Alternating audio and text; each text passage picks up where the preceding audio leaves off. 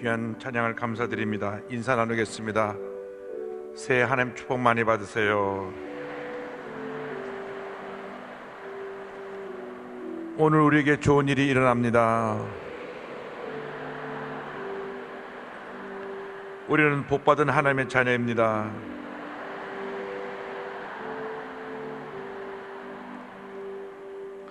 우리는 복받은 하나님의 자녀입니다. 하나님과 한평생 믿음으로 동행하면서 큰 복을 받는 여러분 되기를 바랍니다. 주님이 우리를 사랑하시기 때문에 우리의 발걸음 인도해 주시고 때를 따라 돕는 은혜를 함께 해주시고 올해 우리에게 형통의 은혜를 허락해 주실 것입니다. 어떤 어려움과 문제가 다가와도 사람을 바라보지 말고 환경을 바라보지 말고 믿음의 주 온전히 계신 예수님만 바라보고 나가는 여러분 되시기를 주님의 이름으로 축원합니다. 나의 갈 길 다가도록 예수 인도하시니 내 주 안에 있는 긍휼 어찌 의심하리요. 믿음으로 사는 자는 하늘 위로 받겠네. 무슨 일을 만나든지 만사형통하리라. 무슨 일을 만나든지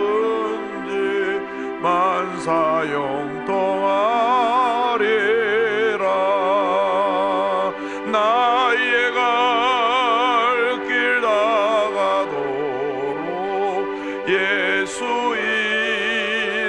인도하시니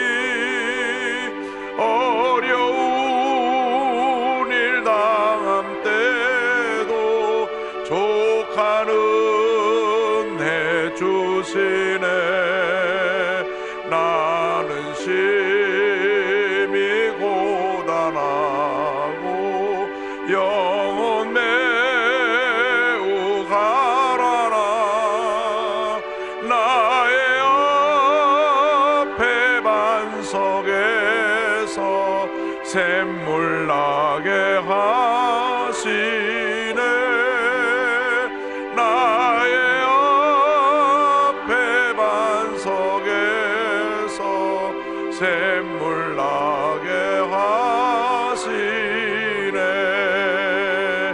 나의 갈 길 다가도록 예수 인도하시니 그의 사랑 어찌 큰지 말로 할 수 없도다. 성령 감화 받은 영혼 하늘 날아갈 때에 영영 부를 나의 찬송 예수 인도하셨네. 영영 부를 나의 찬송 예수 인도하셨네. 아멘. 1820년에 한 여자아이가 태어났습니다. 미국에서. 그런데 태어난 지 얼마 안 돼 갖고 눈에 병이 왔어요. 그래서 의사 선생님이 와서 약을 발라줬는데 어린아이가 이 면역력이 없고 그러다 보니까 약을 너무 강한 약을 써서 눈이 멀어버렸습니다. 그래서 평생을 앞을 보지 못하고 살게 된 것입니다. 그런데 하나님의 은혜가 임했어요. 비록 앞을 보지 못했지만 영의 눈이 떠져가지고 1820년에 태어나서 1915년까지 95세를 살면서 찬송가를 9,000편을 졌습니다. 그분이 지은 찬송 중에 하나가 바로 오늘 우리가 부른 찬송입니다. 그런데 그날 아침에 꼭 돈이 필요한데 돈을 구할 수가 없어요. 5불이 필요했어요. 5불. 뭐 한참 전이니까 5불이면 지금으로 말하면 한 500불 될지 모르죠. 한 50만 원 정도가 급히 필요한데 돈을 구할 수가 없어요. 그래서 아침부터 하나님, 제가 꼭 이 물질이 필요한데 이 물질을 주님 나에게 채워주시옵소서. 낮이 지나고 저녁이 됐는데도 아무에게도 소식이 없습니다. 그래서 하나님께서 내 기도를 들지 않으시는 것보다 하는데 누가 문을 두드립니다. 나가보니까 그 지역의 출장원 분이 여기 파니제인 크로스비 선생님이 사시는 곳입니까? 선생님의 찬송 때문에 너무나 은혜를 많이 받아서 인사드리러 왔습니다. 방문객이 온 거예요. 그래서 손님을 맞아들여서 차를 한잔 나누고 이제 그분이 가는데 악수를 하면서 뭔가 똘똘 마른 종이 하나 딱 쥐어주고 갔습니다. 그래서 집에서 일하는 분이 그 주어진 종을 펴보니까 5불짜리가 딱 들어있어요. 할렐루야. 그래서 너무 주님에 감사해가지고 그래서 무릎을 꿇고 지은 찬송이 오늘 찬송입니다. 그래서 여러분 아주 작은 것이라고 할지라도 엎드려 기도하면 주님이 들으시고 우리 응답해 주시고 좋은 길로 인도해 주시는 것입니다. 문제를 만나든지 어려움 당하든지 늘 기도하고 주의 도우심을 따라 살아가는 여러분 되기를 바랍니다. 2절에 이와 같은 내용이 있습니다. 나의 갈 길 다가도록 예수 인도하시니 어려운 일 당한 때도 족한 은혜 주시네. 나는 심히 고단하고 영혼 매우 가라나. 나의 앞에 반석에서 샘물 나게 하시네. 나의 앞에 반석에서 샘물 나게 하시네. 할렐루야. 그래서 이 파인 제인 크롭시 선생님께서 지은 은혜로운 찬송이 우리 찬송가에 약 20곡 가까이 실려져 있습니다. 예수를 나의 구주 삼고 오 놀라운 구세주 나의 예수, 십자가로 가까이 나를 이끄시고, 많은 곡들이 그분이 기도하면서 지은 찬송입니다. 여러분 한평생 주님과 동행하는 삶을 살아가는 여러분 모두가 되기를 바랍니다. 오늘은 디모데전서 1장 1절로 2절 말씀 가지고 우리의 소망 예수 그리스도란 제목으로 신년 축복성의 첫째 날 말씀을 전하기 원합니다. 한번 따라해주세요. 우리의 소망 예수 그리스도. 우리의 소망 예수 그리스도. 할렐루야. 저는 중증 장애인을 가진 분들을 가서 예배를 드리고 오다가 그런 은혜를 입었어요. 참 저분들은 몸이 불편하고 어려운데도 주님만 바라보고 사니 다른 사람보다 은혜가 더 있겠다. 왜? 우리가 멀쩡한 몸 갖고 죄짓고 불의하고 방탕하잖아요. 몸이 건강하니까 막 사는 사람이 얼마나 많은지 모릅니다. 어저께도 앰뷸런스가 술에 만취해서 운전한 사람하고 차가 부딪혀가지고 차가 뒤집어지고 사람이 많이 다쳤는데, 중증 장애였으면 술도 안 먹고 운전도 안 했을 거 아니에요. 건강하니까 술을 막 이렇게 잔뜩 잡수시고 세상에 거친 말로는 처먹고라 그러는데 그 말 하면 안 되니까 그래가지고 사고를 낸 거 아닙니까? 앰뷸런스랑 부딪혀가지고 사고가 났어요. 그러니까 차라리 중증장애로 누가 옆에서 24시간 부추겨져야 되는 사람이면은 그런 죄질 리도 없고 술에 쪄들어가지고 운전할 일도 없고 도박장에 갈 일도 없고 주먹다툼할 일도 없고, 참 저분은 영적으로 복받은 사람이다, 그런 생각을 한 적이 있어요. 또 듣지 못하는 분들도 참 복된 분들이에요. 왜? 누가 욕을 해도 못 들으니까. 영의 귀가 열려서 주님의 음성만 들으면 되는 것입니다. 그래서 여러분들이 올해는 영의 귀가 열려서 주님의 음성을 듣고 그 음성 앞에 결단하고 순종하는 복받은 인생이 되기를 바랍니다. 육신의 길은 닫아버려야 돼요. 부정적인 말, 사람을 절망케 하고 파괴시키고 상처 피는 말은 듣지 말고, 세상에 대해서는 귀머거리가 되고 하늘나라에서는 영적인 그 잘 듣는 귀를 가진 사람이 되어서 복받은 인생 살아가기를 바랍니다. 디모데 전후서는 사도 바울이 자신이 가장 사랑하고 아꼈던 영적인 제자여 아들이었던 디모데에게 보낸 편지입니다. 어떻게 이 편지를 쓰게 되었느냐? 사랑하는 그의 제자에게 앞으로 주의 종으로서 영적 지도자로서 이와 같이 사역을 잘 감당하라고 쓴 편지입니다. 그래서 디모데 전후서 디도서를 목회서신이라 그럽니다. 종교학자 마르틴 루터는 디모데를 향한 바울의 표정을 이렇게 표현했습니다. 나의 사랑하는 디모데야, 너는 나를 알고 나의 교훈을 알고 있다. 너는 내가 무수히 고난받았던 일들과 내가 당한 거짓 형제들을 모두 지켜보아왔지. 그리고 얼마나 많은 염탐자들이 내게 공격해 왔었는지를 보아왔지. 너는 또한 내가 그리스도 외에는 다른 어떤 희망도 없음을 알고 있지. 너는 박해 속에서 나와 함께 일해왔고 내가 어떤 사람도 의지하지 않는 줄을 알고 있다. 그래서 나는 내게 보다 친숙한 방식으로 글을 쓰고 있다. 이렇게 그 디모데에게 보낸 편지를 사도 바울이 이런 마음을 갖고 썼을 것이다 해서 이 종교학자 마틴 루터가 글을 쓴 것입니다. 사도행전은 이 끝이 끝나지 않은 끝입니다. 그냥 감옥에 갇혀 있는데, 가택연금식으로 갇혀 있는데 많은 사람들이 그것을 찾아오고 그들에게 복음을 전했다는 것으로 끝이 나 있습니다.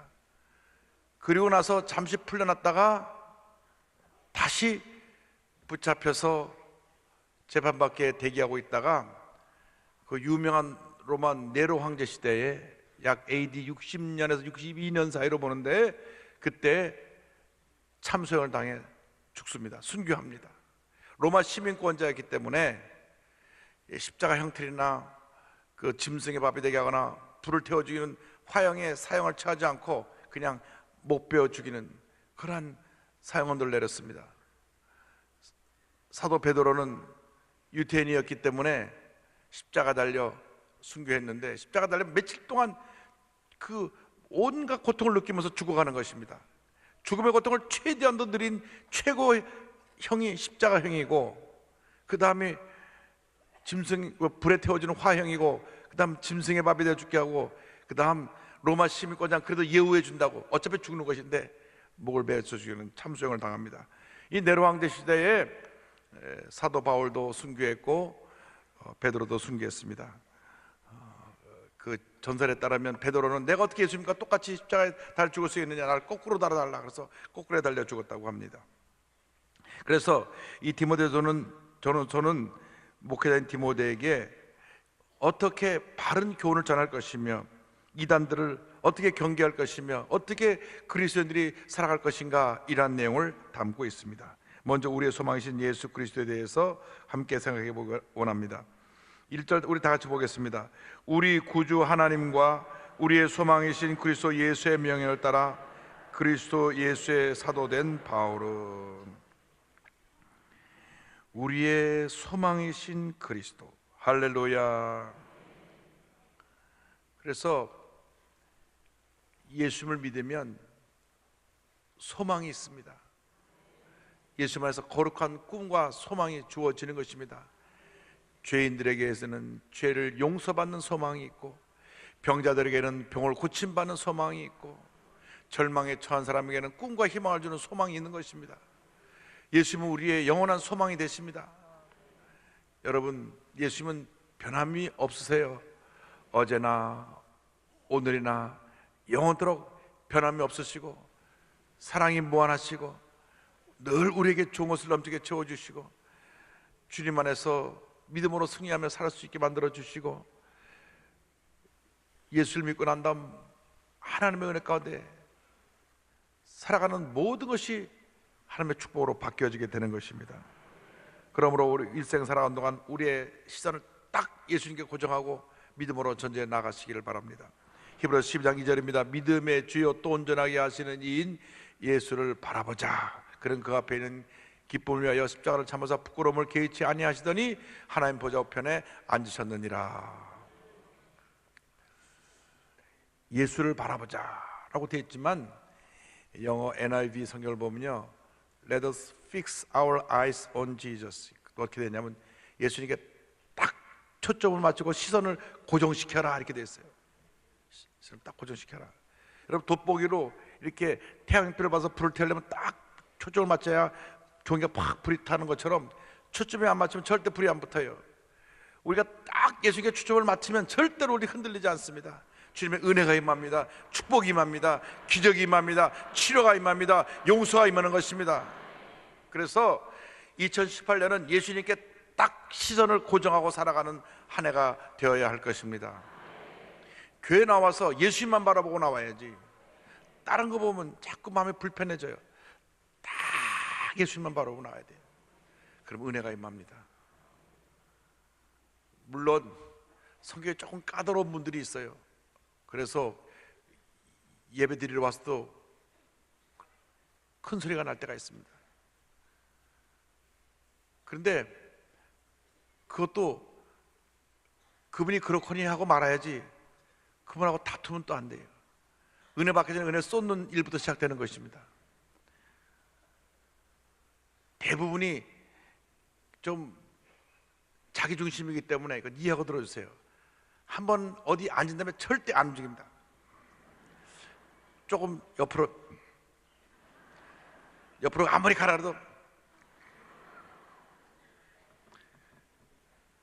그때는 알아서 비켜가야지. 그냥 싸움 나요. 그래서 우리 안내하는 남녀 성교회 우리 집사람들이 굉장히 애를 먹습니다. 좀 저리로 가서 왜 나보러 가라 그래? 내가 마음대로 앉지도 못하는 거야.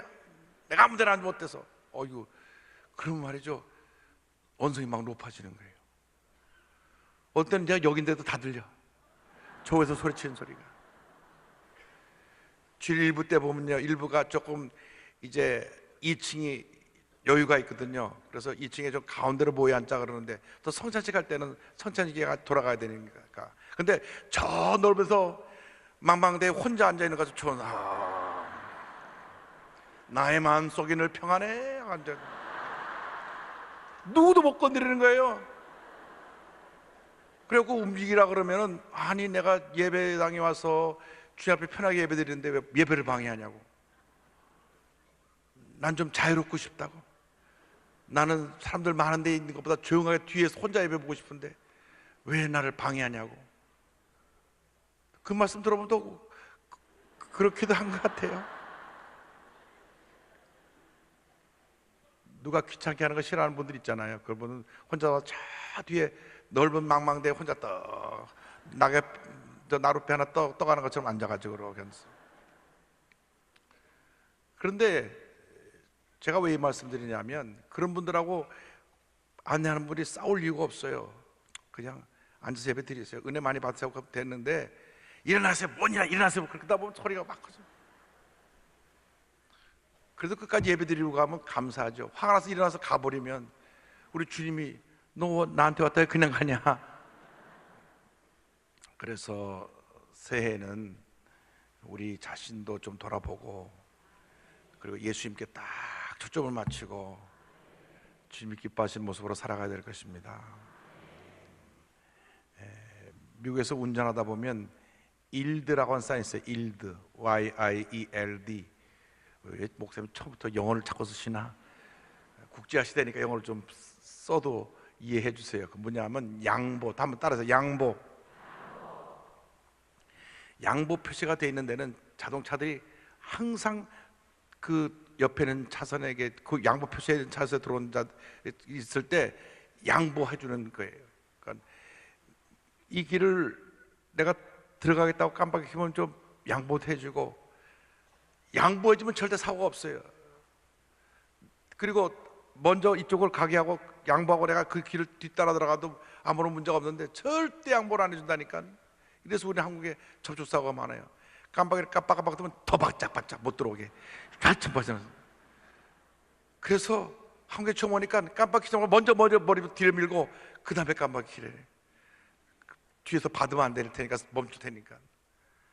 그래서 우리가 조금 여유를 가지고 양보하는 마음을 가지고, 그래서 예배드릴 때도 나이 많은 분들에게 편한 자리 양보해 드리고, 일찍 온 분들이 가운데 자리부터 먼저 앉고, 제일 먼저 하고 제일 끝자리에 앉아가지고 절대 안 비고 앉았으니까 그 다음부터 오는 분들 한 줄 다 불편해요. 그리고 우리 교회가 73년도에 지어져가지고 지금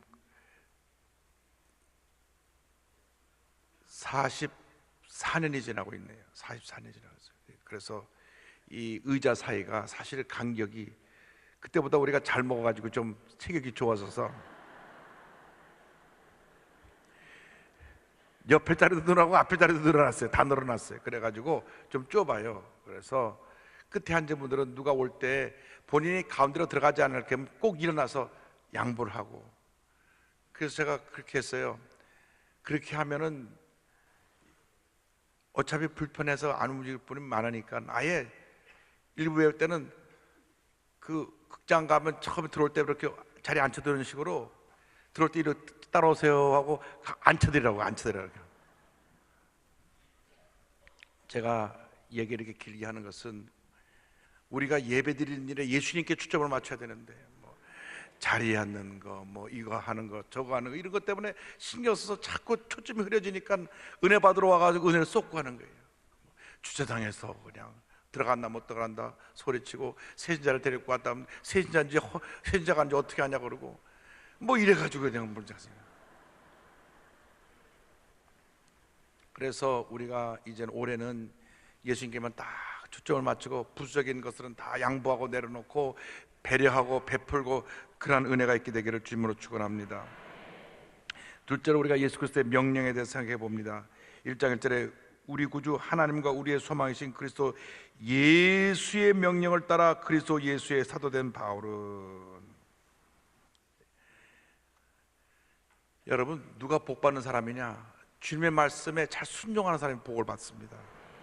그런데 사도 바울은요, 이 말씀을 자기가 주신 명령으로 받았어요. 그래서 명령에 절대 순종했습니다. 여러분께서 성경을 읽다가 이 말씀이 내게 주신 명령이다 하고 은혜가 다가올 때가 있을 때는 순종해야 되는 거예요.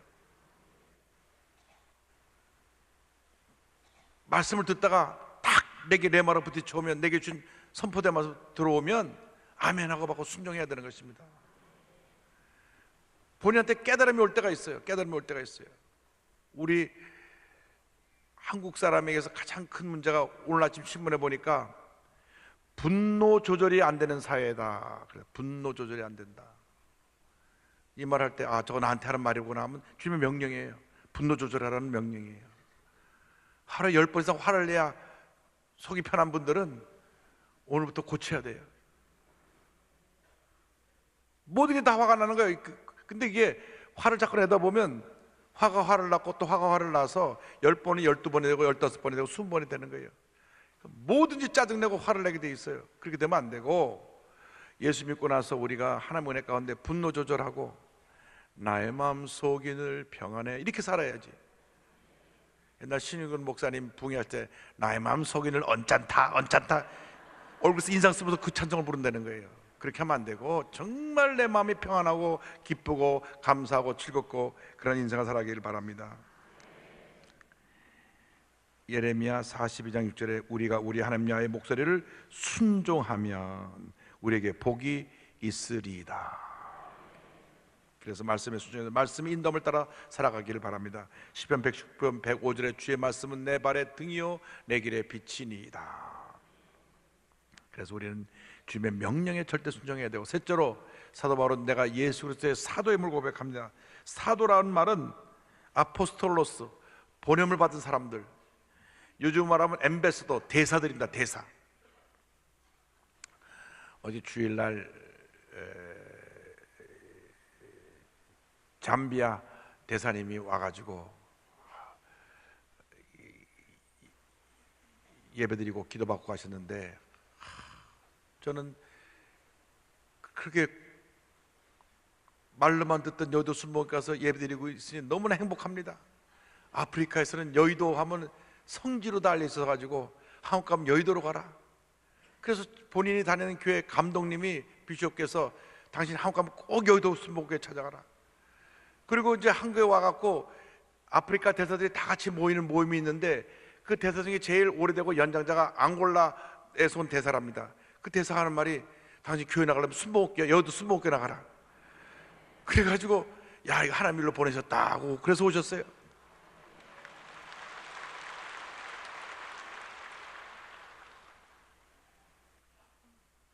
이렇게 우리 여의도 순복음교회가 아프리카 전역에 온 세계에 알려져 있는 것은 우리가 성령 충만 받아서 하나님의 사도된 사명을 잘 감당하기 때문인 것입니다.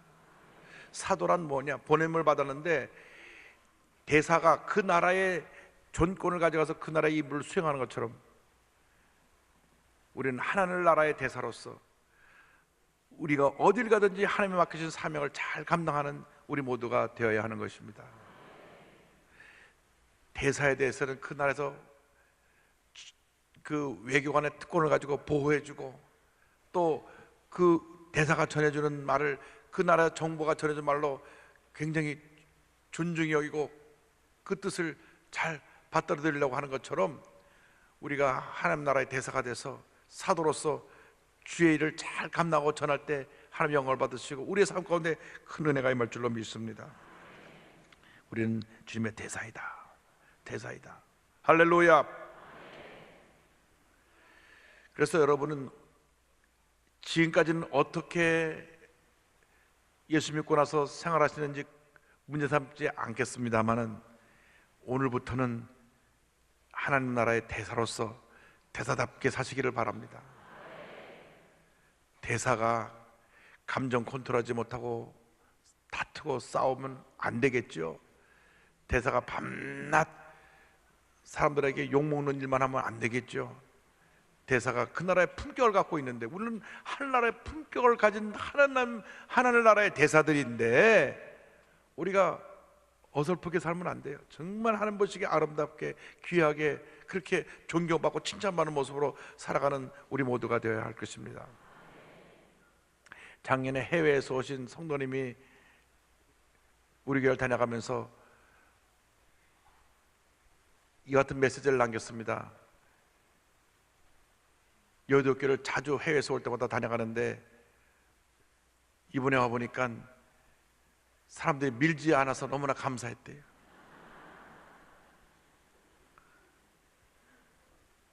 옛날에는 굉장히 막 밀어서 불편했는데 이제는 옛날하고 달리 뒤에서 밀지도 않고 예배 후에 질서 있게 퇴장하는 것을 있게 돼서 감사하다 메시지를 전해왔어요. 근데 우리는 몰랐죠. 막 밀고 가고 빨리 가요 하고 막 앞에 사람 막 주물르고 밀고 가라고 그래.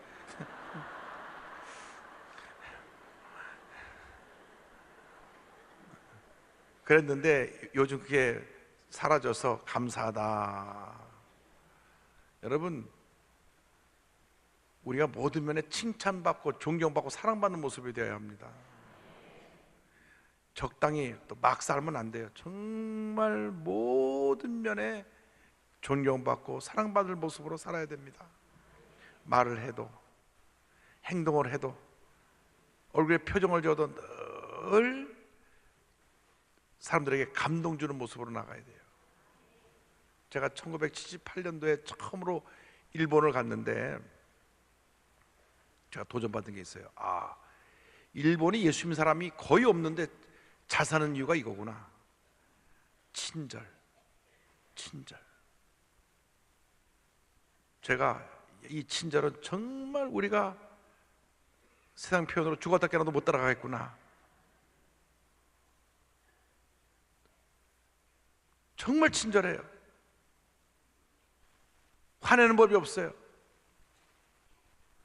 늘 웃고 친절하게 대하고, 어디를 물어보면 데려다 줘요. 거기까지 따라오라고 거기까지 데려다 줘요. 자기 바쁜데 가던 길 멈추고 데려다 줘요. 그러니까 그 친절은 배워야 돼. 우리가 많이 낮았어요. 관공서 가보면요, 동사무소 가보면 얼마나 친절한지 몰라요. 옛날에는 굉장히 딱딱했거든요. 저리 가세요, 저리 가세요 이랬는데 요즘은 어떻게 하셨습니까? 네. 잠깐만 기다리시죠. 예. 굉장히 달라졌어요. 관공서가 달라졌어요. 근데 예수 믿는 사람들이 먼저 달라져야 된다고 말했죠. 모든 사람 앞에 친절하고 사랑이 넘치고 변화된 모습으로 살아야 돼. 왜? 주님의 대사니까. 보통 사람이 아니니까요. 그래서 주님의 대사로서 주님을 닮은 작은 예수로서 하나님의 영광을 나타내는 살아가는 우리 모두가 되어야 될 것입니다. 최근에 아프지만 참아내야지라고 하는 책을 쓴 황영희 박사님, 샘병원 원장님이신데요, 고등학교 3학년 때 교회를 나와서 의사가 되어서 선한 삶을 선을 베푸는 삶을 살기를 원해서 부산의과대학에 진학을 하고 의과대에서 만난 지금의 남편과 결혼했는데 결혼 조건에 예수 믿는다는 조건으로 결혼을 했습니다. 그런데 알고 보니 시댁은 대대로 불교 집안인데 남편은 불교 집안의 12대 장손, 시아버지는 통도사에서 일본에 유학을 보내줄 정도로 불심이 대단한 집이었고 시어머니를 전도하는데 34년이 걸렸답니다. 늘 방에 불상이 있고 향을 피워서 향 냄새가 진동했는데 똑딱똑딱 연불 소리가 나고, 그럼에도 불구하고 신앙적인 것은 타협하지 않지만 부모님을 잘 섬기고 그 힘들고 어려운 그 34년을 믿음으로 지켜냈어요. 남편하고도 이것 때문에 갈등이 심하고 어려운 일을 많았지만 성경에 서로 사랑하라고 했기 때문에 사랑하고 용서하고 분노를 참고 그 불교 집안의 그 핍박과 그 문제 많고 어려움 많은 과정을 잘 인내하고 견뎌냈습니다. 이렇게 고백합니다. 엄숙한 결혼식에서 슬플 때나 기쁠 때나 서로 사랑하며 검은 물이 파버릴 때까지 함께 살겠느냐는 질문에 기꺼이 그러하겠다고 서약했습니다. 그러나 사랑을 어떻게 오래 지속하는지, 결혼 생활을 어떻게 지혜롭게 유지하는지에 대해 제대로 알려준 사람은 없었습니다. 나와 밀접하게 관계를 맺는 배우자와 그 주변인들을 어떻게 사랑해야 하는지를 내게 가르쳐준 스승은 오직 성경 말씀이었습니다. 결국 남편이 아내를 인정합니다. 당신은 세상에서 가장 잘 참는 사람이야. 34년 만에 온 가족을 다 시댁식으로 전도했어요. 시어머니가 이렇게 변화되었습니다. 시어머니는 눈에 띄게 온유해지시고 함께 찬송 부르고 함께 기도하시고 몸이 불편해도 예배를 드리시고 침례도 받으셨습니다. 황 박사가 최고야. 우리 집안에 제일 으뜸은 내 며느리야 칭찬하시며 어머니와 함께 복음에 반대하던 시누이도 우리 올케는 작은 예수예요 라고 인정해 주었습니다.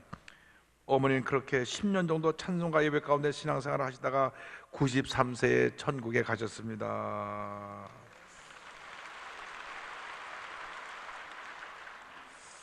이 병원도 축복받아서 1967년 작은 상가 건물 2층에 30평에서 시작한 안양병원이 현재는 직원 1600명, 병상 1000개를 가진 대샘병원이 되었습니다. 노숙자나 가난한 사람들은 무료로 병을 고쳐주고 1972년부터는 불안한 사람들에게, 학생들에게 장학금을 지급하고 그 다음 기독병원을 선포하고 세금 문제와 낙태 문제를 성경적으로 대처했습니다. 세금을 다 내면 병원 경영이 어려운데도 나는 크리스찬으로 세금 다 내겠다. 그리고 우리 병원에서 절대 낙태 수술하지 않는다. 이렇게 고백합니다. 세금 문제의 경우 격리부에서 반대를 했지만 기독병원은 세금이 많더라도 정직해야 한다는 생각으로 정면 돌파를 했습니다. 한편 낙태 수술을 일절 안 하기로 결심했을 때 환자는 줄고 병원은 심각한 적자 상태에 처하게 됐습니다. 하지만 말씀대로 살아가는 것이 힘든 길이라 할지라도 끝까지 순종하고 십자가의 길을 따라 사는 것이 결국 승리하는 길임을 믿었습니다. 그러자 언제부터인가 적자했던 수익이 조금씩 늘어나면서 안정을 찾기 시작했고 지금까지 1600명의 공동체 월급을 제 날짜에 안 줘본 적이 없으며 병원도 무리 없이 꾸준한 성장을 해가고 있습니다.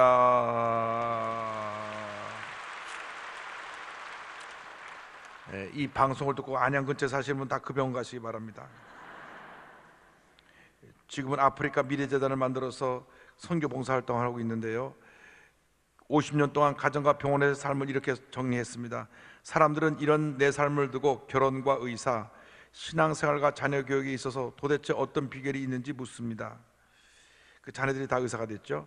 그러나 내 인생에서 내가 창조한 비법에는 없습니다. 오직 창조하신 하나님의 놀라운 경륜 속에서 쉬지 않고 순종하려 했을 뿐 은혜였습니다.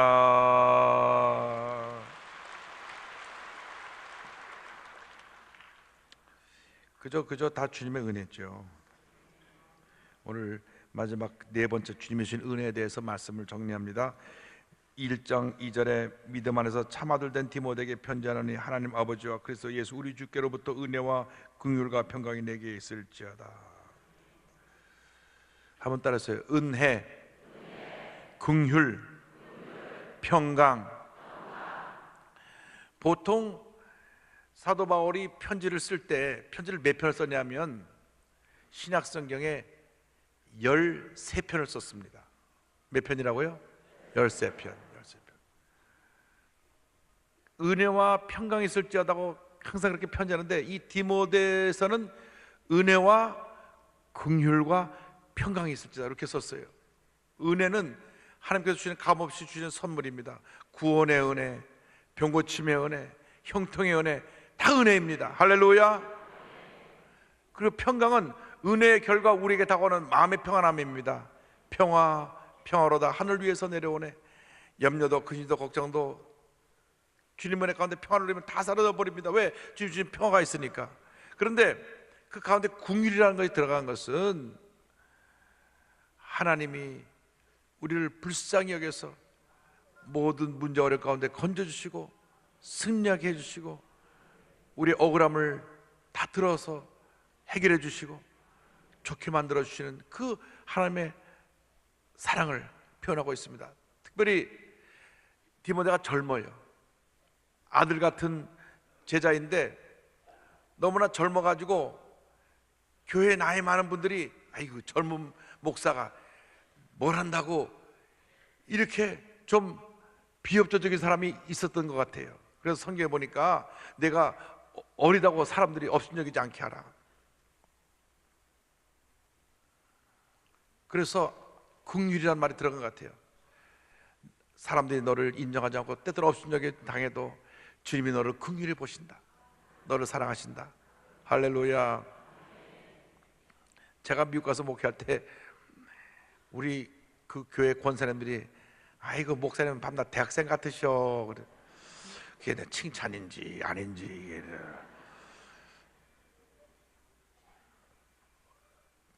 목사로서 밤낮 젊다고 얘기 듣는 것도 어떤 때는 어려움이 있어요. 젊은 사람이 뭘 알아? 경험도 없으면서 라고 하는 말이 깔려 있을 수도 있거든요. 근데 저희 교회에서는 제가 젊지만 늘 잘 봐주셔가지고 우리 장로님 1300명 되신 장로님들이 단 한 분도 내 마음 섭섭해하게 하지 않고 이 목사 뭘 하든지 간에 다 긍휼히 여겨주셔가지고 교회가 이렇게 은혜 가운데 안정되고 성장하게 됨을 감사드립니다. 할렐루야.